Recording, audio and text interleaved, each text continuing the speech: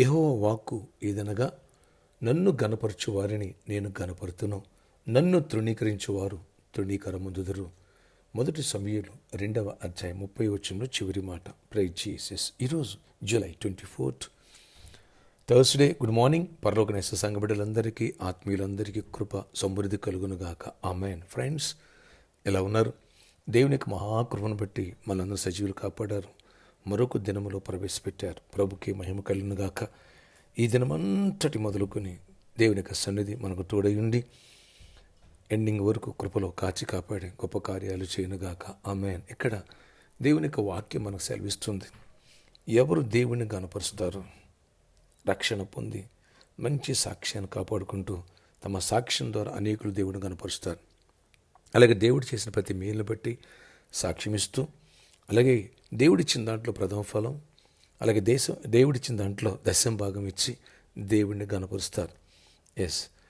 మందిరానికి క్రమంగా వస్తారు, దేవుని బిడ్డలుగా జీవిస్తారు, సాక్ష్యాన్ని కాపాడుకుంటారు, మంచి మనసాక్షిని కలిగి ఉంటారు. అదే ఘనమైన సాక్ష్యం. అనేకమైన ఆత్మ రక్షణ నడిపిస్తారు. అదే ఘనమైన సాక్ష్యం. దేవుణ్ణి గనపరచాలి. నా బతుకు మూలముగా, నా చావు మూలంగా దేవుడు గనపరచబడాలి అనే పట్టుదల అపోస్తలుడైన పౌలులో ఉండేది.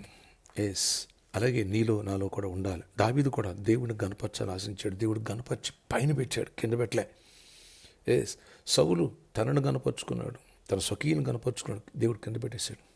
చూడండి, యేసేపు దేవుడిని గనపరిచాడు, దేవుడు తీసుకెళ్ళి పైన పెట్టాడు. దానియేలు దేవుడిని గనపరిచాడు. తనకి ఎంత టాలెంట్ ఇచ్చినా సరే, నేను గొప్పవాడిని అనలా. ఇది నా జ్ఞానాన్ని బట్టి కాదు, నా దేవుడు మహిమ కోసమే ఇది నాకు బయలుపరిచాడు అన్నాడు. దేవునికి ఘనత వెళ్ళాలి. అలాగే దేవుడికి ఏది ఇచ్చినా ప్రథమ ఫలం దేవుడికి కూడా నేర్చుకో. మంచి జాబ్ ఇచ్చాడా, మంచి పంట ఇచ్చాడు, ప్రథమ ఫలం దేవుడికి కూడా నేర్చుకో. అలాగే దశమ భాగం దేవుడికి కూడా నేర్చుకో. మొదట దేవునికి పక్కన పెట్టి తర్వాతనే పనులు చేసుకో.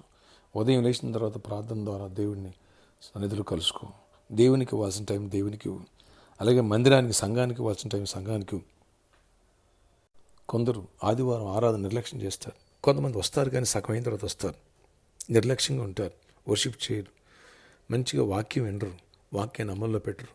ఎవరైతే దేవుణ్ణి గనపరచాలి అని కోరుకుంటారో వారిని దేవుడు పైన టాప్ ప్లేస్లో పెడతాడు. నేను అప్పిచ్చేవాడికి చేస్తాడు అంతే, అప్పుచ్చుకునేవాడు చేయడు దేవుడు. నేను తలగా చేస్తాడు దేవుడు, తొగ్గా చేయడు. పైవాడుగా ఉంటావు, కిందవాడుగా ఉంటావు. అందుకే దేవుణ్ణి కనపరచు, నిన్ను కనపరుస్తాడు, గొప్ప స్థానంలో పెడతాడు. బైబిల్ అనేకులు దేవుని కనపరుచుకొని తాము కనపరుచుకున్నారు, అంతే దేవుడు తీసి పక్కన పడేశాడు. ఆ పక్కన పెట్టే గుంపులో ఏలి కుమారులు ఉన్నారు. వాళ్ళని వదిలేశాడు దేవుడు.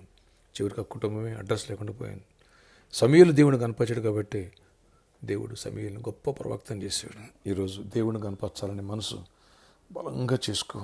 దేవుణ్ణి ఆకర్షిస్తావు. దేవుణ్ణి ఆకర్షించావా? దేవుడు నీతో ఉన్నాడా? ఏ శత్రుని మీద విజయం సాధించలేడు, ఏ సమస్య నీ ముందు నిలబడలేదు. ప్రతి సమస్య నీ సాగిలపడాల్సిందే. ఆమేన్. ప్రార్థన ఆశ్చర్య. ఇక్కడ నిన్ను గనపరిచే మనసు నాలో మాలో ప్రతి ఒక్కరిలో పెట్టండి. సంఘంలో ప్రతి ఒక్క బిడ్డను దర్శించండి. నిన్ను గనపరచాలి. ఉదయం నుంచి నీకు ప్రార్థించాలా, నీకు ఇష్టంగా జీవించాలా. అయ్యా, నీ మాటలు, నీ ప్రేమ అనేకులు చాటాలి, మా సాక్ష్యం ఇవ్వాలా. అలాగే నువ్వు చేసిన ప్రతి మేలుని బట్టి నేను కనపరచాలా. నువ్వు ఇచ్చిన దాంట్లో ప్రథమ ఫలం దశమ భాగం ఇచ్చి నేను కనపరచాలా. ఆత్మను సంపాదించాలి. అయ్యా, గనులు ఘన కార్యాలు తలపెడతారన్నావు. అలా ఘనమైన కార్యాలు దావీదు తలపెట్టాడు. అలా అనేక భక్తులు తలపెట్టారు, వాళ్ళని కనపరిచావు. అలా వాళ్ళు ప్రతి ఒక్క బిడ్డను కనపరచండి, దీవించండి. జాబ్స్ లేని వాళ్ళకి జాబ్స్ ఇవ్వండి.